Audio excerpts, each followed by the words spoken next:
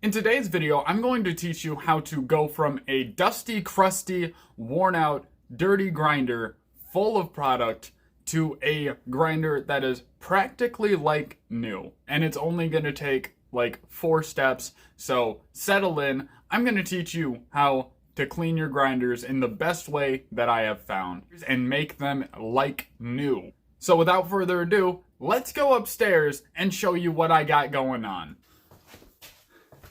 Alright, so here we are upstairs. I already got step 1 done, which is putting the grinder in the freezer and letting all of the material crystallize, so it's going to be a lot easier to get off when you get to step 2. And step 2 is getting a cheap toothbrush, which I will grab in a moment, and just kind of brushing off all of the extra material. So here I am with all of the equipment for the step 2 process, and all I got here is a cheap toothbrush that I got from like Walmart or the dollar store or somewhere, and I'm repurposing it to clean off all of the extra stuff inside of this grinder. So I'm gonna crack this open, see what we got going inside, show you guys how dirty this grinder really is, and walk you through the brushing process. Okay, so that's the top where the material actually gets grinded. We'll set that up over here. This is the inside, which is really dirty. It's got keef and all that plant material up in it. And then here's the bottom. This is where you're going to get a lot of that keef that sticks on there and just doesn't want to come off when you're scraping it with the plastic brush, which is this right here that they all come with. But yeah, I'm just going to brush this out. You can see how easy a lot of this material is just coming off already. Make sure you got some good quality rough bristles. You'll get a lot of the material off. I'll show you that right there just for an example. See how a lot of the powder is coming off and a lot of the keef is being removed from that top layer. That's what we're going to try to get. But I'm going to brush all of these, and I will see you in a moment.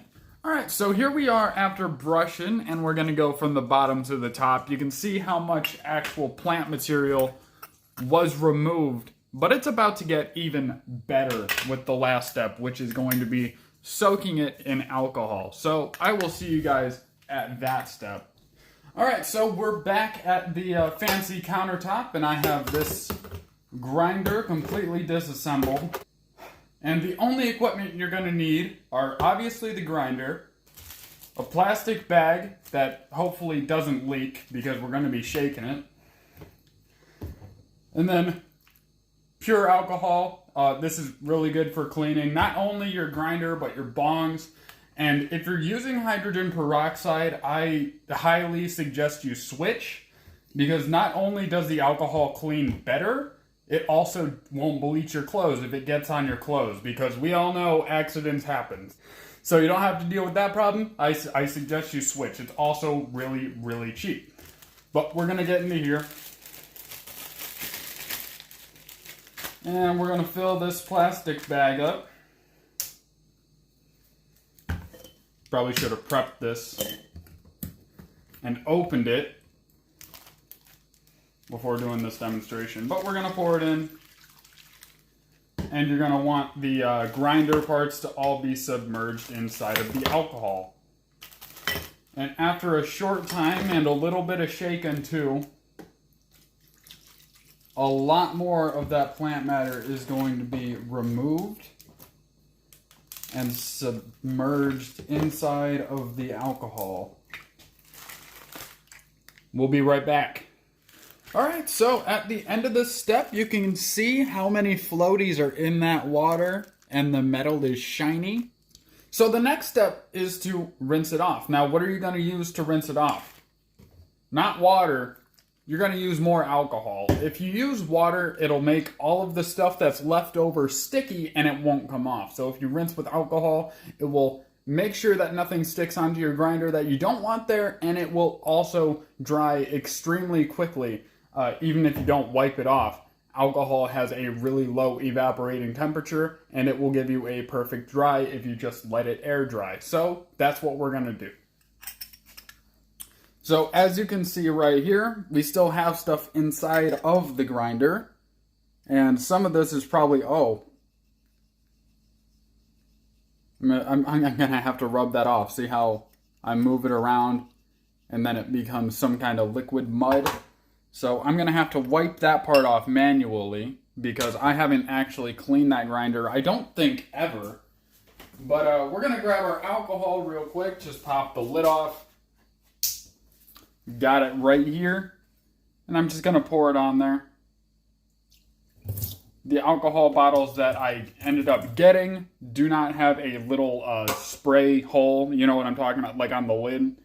So I don't have the luxury of doing that, but I can rinse the alcohol off with more alcohol. And you can see the amazing process on like that rim. Practically nothing other than what I'm going to be wiping off here in a moment with paper towel.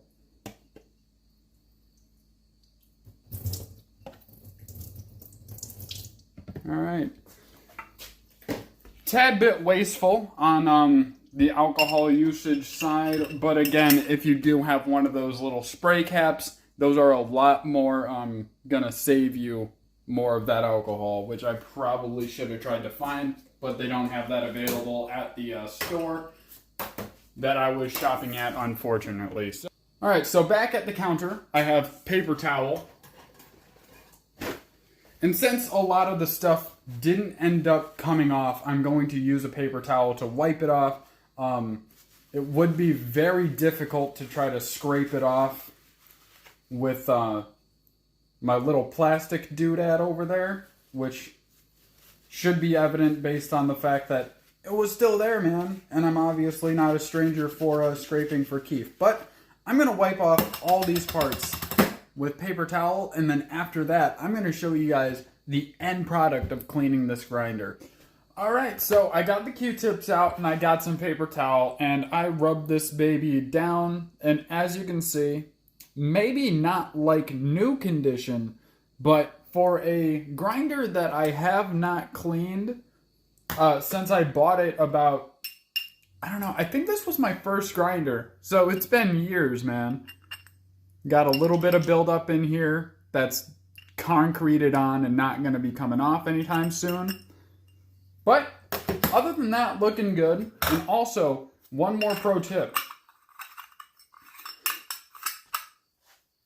If while you're grinding, your grinder is squeaky, after this cleaning process, you can also put a little bit of vegetable oil, canola oil, what other kind of cooking oil you can find. Put a little thin layer around this rim, and it will grind extremely smoothly. I actually did that with another grinder of mine a few minutes ago. I'll actually give you a demonstration real quick. What am I doing? Alright, so we got vegetable oil, great value vegetable oil, so you know it's going to work fantastic. Just dip your finger in there. You see I got it on my finger, very shiny. And just rub it on the outside.